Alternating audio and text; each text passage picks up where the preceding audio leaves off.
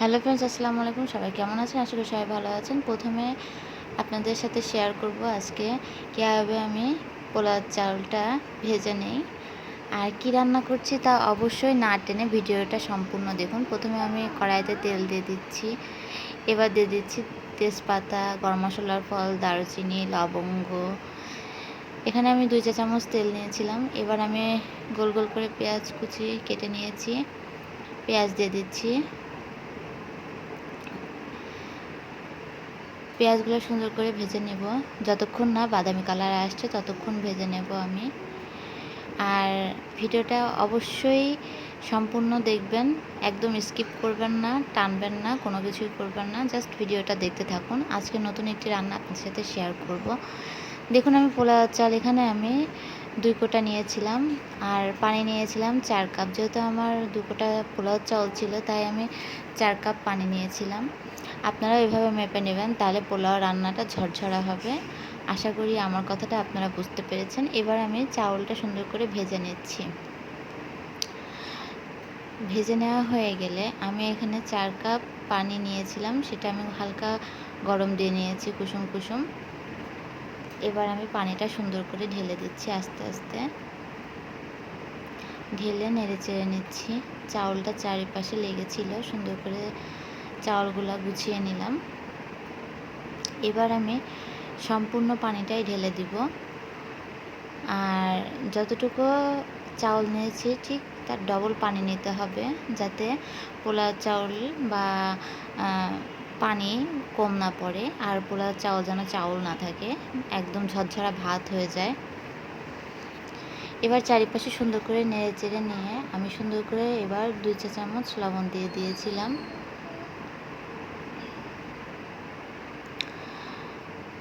লবণ দেওয়ার পরে সুন্দর করে আমি আবারও নেড়ে চেড়ে নেব, যাতে লবণটা মিক্সচার হয় খুব ভালোভাবে। আলহামদুলিল্লাহ, আমার পোলাও রান্নাটা কিন্তু খুব সুন্দর হয়েছিল। প্রথমে কিন্তু আমি পোলাওটা রান্না করে নিচ্ছি, এজন্য বলছি আপনারা না টেনে সম্পূর্ণ ভিডিওটা দেখবেন। এবার কিন্তু আমি সুন্দর করে ঢাকনা দিয়ে ঢেকে দিব। আর হ্যাঁ, ঢাকনার যে ছিদ্রটা ছিল সেটা আমি বন্ধ করে দিয়েছি। আপনারা চাইলে লবঙ্গ দিয়েও বন্ধ করতে পারেন বা কাগজ দিয়ে। আমি দারচিনি দিয়ে বন্ধ করেছিলাম। এবার আমি মাংস নিয়ে নিয়েছি আর সাথে নিয়ে নিচ্ছি টক দই, গোলমরিচ, দারুচিনি, লবঙ্গ, তেজপাতা, গরম মশলার ফল, বাদাম বাটা, সব কিছুই নিয়ে নিয়েছি। বাদাম বাটা এখানে নিয়ে নিয়েছি 2 চা চামচ।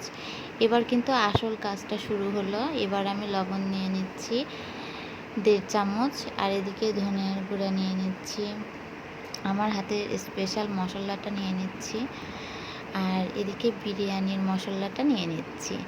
এই তো, আমরা কিন্তু এখন লাইনে এসে গিয়েছি। এটা কি রান্না হচ্ছে আপনারা হয়তো বা বুঝে গিয়েছেন। আর এটা আসলে চিকেন বিরিয়ানি রান্না হবে। আর চিকেন বিরিয়ানিটা সহজেই কিভাবে রান্না করা যায় তা আপনাদের সাথে আজকে আমি শেয়ার করব। তাই প্রথমত আপনারা স্কিপ না করে সম্পূর্ণ ভিডিওটা দেখুন। আমি এবার আদা বাটা নিয়েছি, রসুন বাটা নিয়েছি, সব 1 চা চামচ করে করে। এবার নিয়ে নিয়েছি একটু জিরার বাটা, সুন্দর করে নিয়ে আর একটু পেঁয়াজ বাটাও দিয়ে দিয়েছিলাম সাথে, মানে সেন্ট হওয়ার জন্য। সুন্দর করে ম্যারিনেটটা করে নিচ্ছি আমি, দেখতেই পাচ্ছেন। ম্যারিনেটটা করা হয়ে গেলে এবার আমি দিয়ে দিচ্ছি একটু মরিচের গুঁড়ো। আপনারা চাইলে মরিচের গুঁড়ো অ্যাড নাও করতে পারেন। আমি একটু ঝালের জন্য মরিচের গুঁড়ো অ্যাড করে দিয়েছিলাম, যাতে সুন্দর কালার আসে। এরপর দিয়ে দিয়েছিলাম টমেটো সস 2 চা চামচ। 2 চা চামচ টমেটো সস দিয়ে দিলাম। এবার আমি আবারও সুন্দর করে ম্যারিনেটটা করে নেব। ম্যারিনেটটা করতে আমার বেশি সময় লাগে নাই, আপনারাও চাইলে সহজে এইভাবে ম্যারিনেটটা করতে পারেন।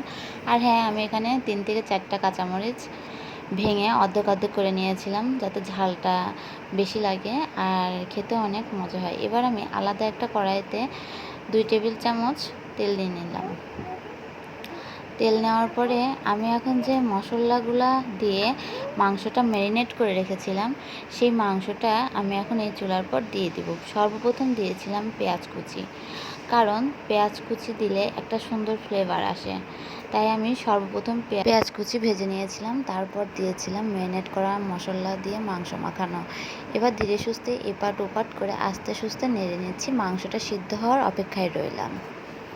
এবার দেখুন আমার ভাতটা ঝরঝরা হয়ে গিয়েছে। এই ভাতের সাথে এখন আমি মাংসটা সুন্দর করে ম্যারিনেট করে দিব।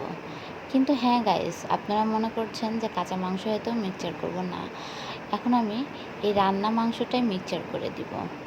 আমার হাতে যেটুকু ব্রয়লার ছিল সেটুকু দিয়েই আমি চেষ্টা করেছি চিকেন বিরিয়ানি করার। আপনারা চাইলে একটা গোটা মুরগি দিয়েও সুন্দর সুন্দর লেগ পিস বাদে মানে পা বাদে আর কি আপনারা সুন্দরভাবে রান্না করতে পারেন। আমার কাছে যেটুকু ছিল সেটুকু দিয়ে চিকেন বিরিয়ানি রান্না করেছিলাম।